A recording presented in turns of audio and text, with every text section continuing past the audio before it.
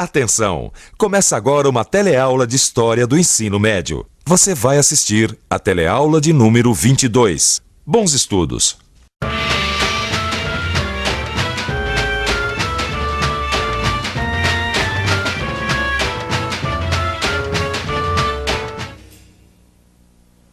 Até a nossa última teleaula, você acompanhou a viagem dos europeus até a América. Vamos examinar o processo de ocupação das terras americanas pelos europeus. Como conviver com os povos nativos. Como explorar as riquezas das novas terras. Como transformar as novas terras em colônias europeias. Bom, nós vamos começar a responder essas perguntas na teleaula de hoje, examinando as soluções que o Estado português encontrou para iniciar o processo de colonização da América Portuguesa. Resumindo, a partir de hoje, nós vamos acompanhar os desafios que os europeus enfrentaram e que fazem parte da nossa história. Então, vamos lá?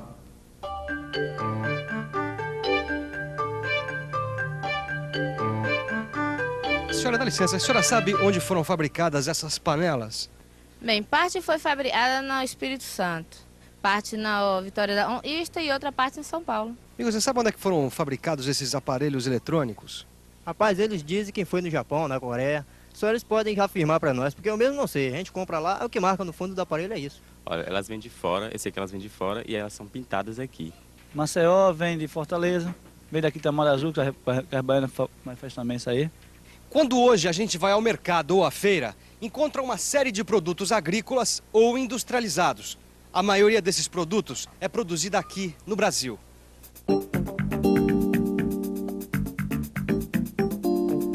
Atualmente, o Brasil é um país de produção bastante diversificada, que possui um conjunto de atividades econômicas capazes de atender às necessidades fundamentais da sua população, apesar dos contrastes de renda e consumo.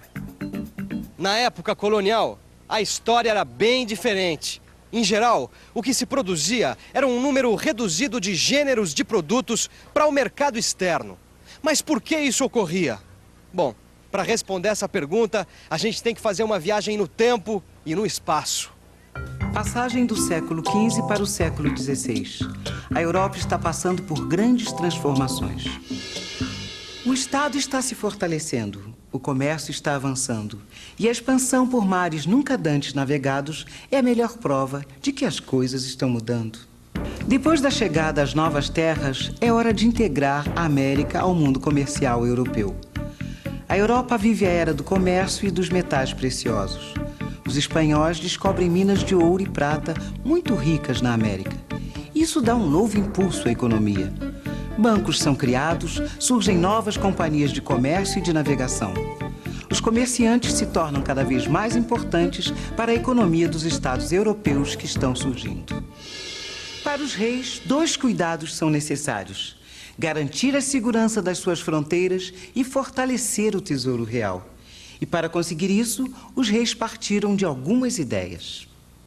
De maneira geral, essas ideias valorizavam a preservação dos metais preciosos nos reinos. Com os cofres cheios, o Estado se envolvia diretamente na atividade econômica. Mais tarde, isso recebeu o nome de mercantilismo. E olha, é muito importante você entender o que significa mercantilismo. Na era mercantilista, o fundamental era garantir a segurança e a riqueza do reino e a glória do seu monarca. Medidas foram tomadas para aumentar e controlar a produção e a comercialização do reino.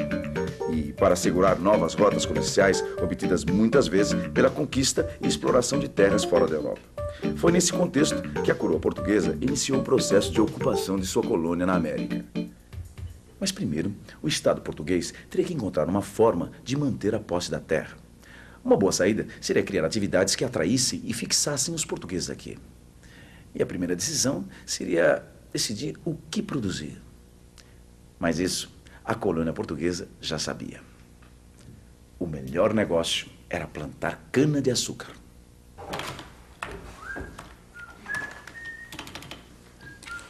Ô Vicente, escuta uma coisa. Fala. De onde veio essa ideia de cultivar cana-de-açúcar no Brasil? Ah, isso aí é simples, Gil. Dá uma olhada nesse mapa aqui, ó.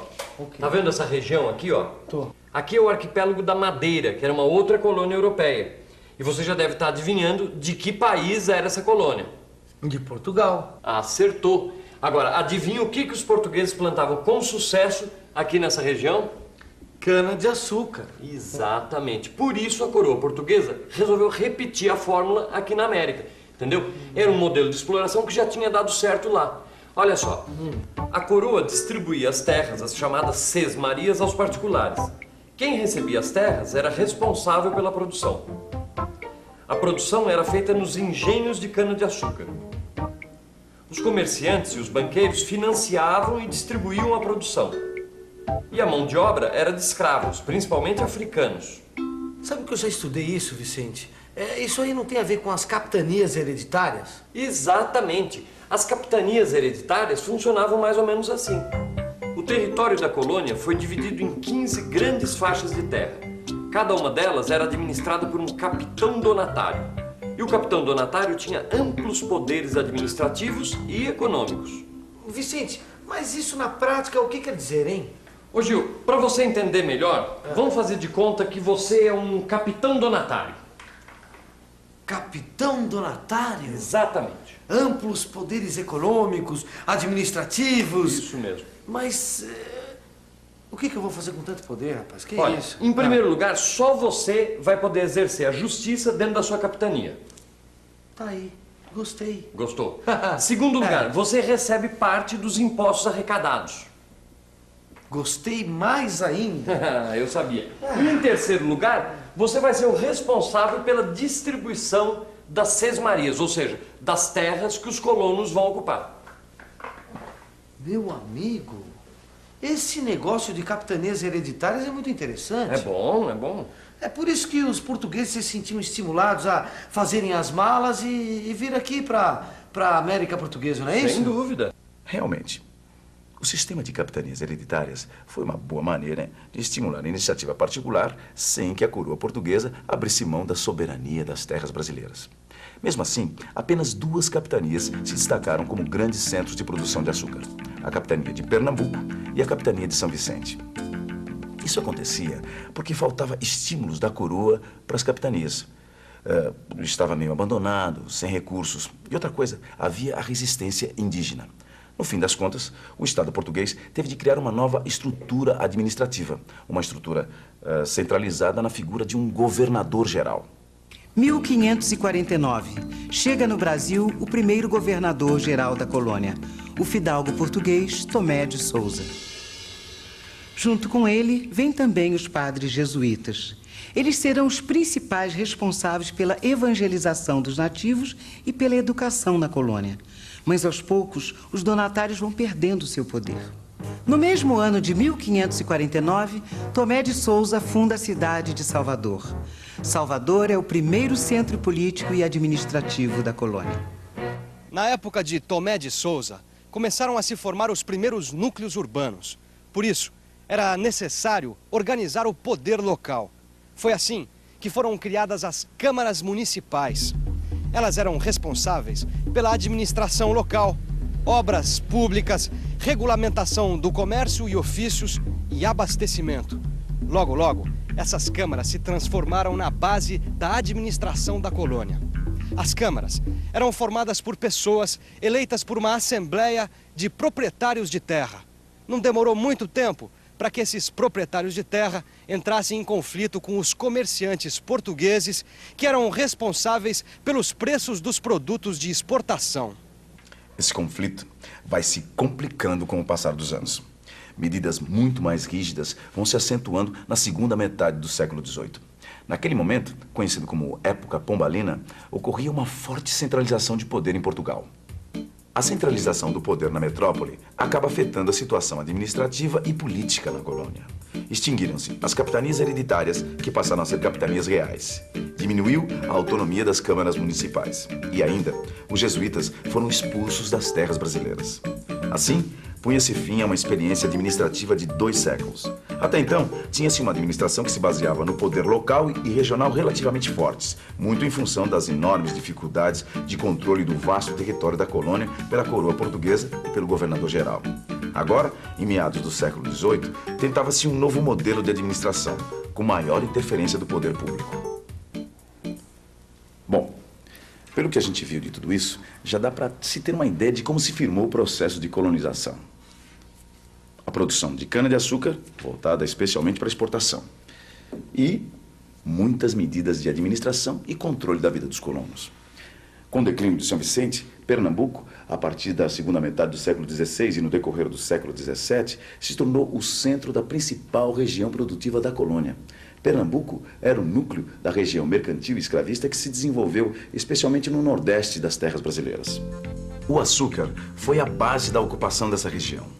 O número de engenhos em Pernambuco cresceu rapidamente e o açúcar brasileiro se transformou num negócio altamente lucrativo. Em torno da região do açúcar, começaram a surgir novas atividades econômicas. Por exemplo, a pecuária, que era destinada apenas ao consumo interno. Havia também o plantio de tabaco, que servia para a troca com áreas fornecedoras de escravos na África. Os portugueses foram tomando conta das terras brasileiras e iam ficando cada vez mais ricos com os lucros e os impostos. Finalmente, a colônia começava a ser um bom negócio para a coroa portuguesa.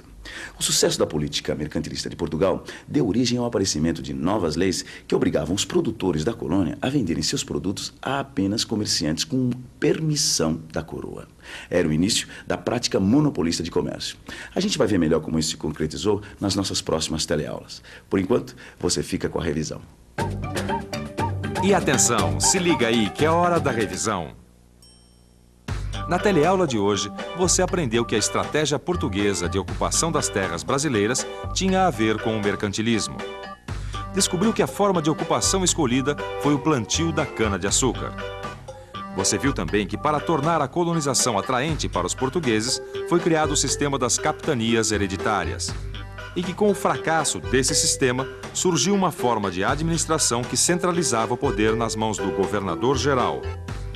Finalmente, você aprendeu que a região Nordeste, e principalmente Pernambuco, se tornou o centro da produção de açúcar da colônia. Na nossa próxima teleaula, a gente vai estudar mais de perto as relações de trabalho na colônia, que, como nós vimos hoje, ficou caracterizada pelo uso da mão de obra escrava. Enquanto a gente espera, estude tudo que a gente aprendeu no seu livro de história. Até lá!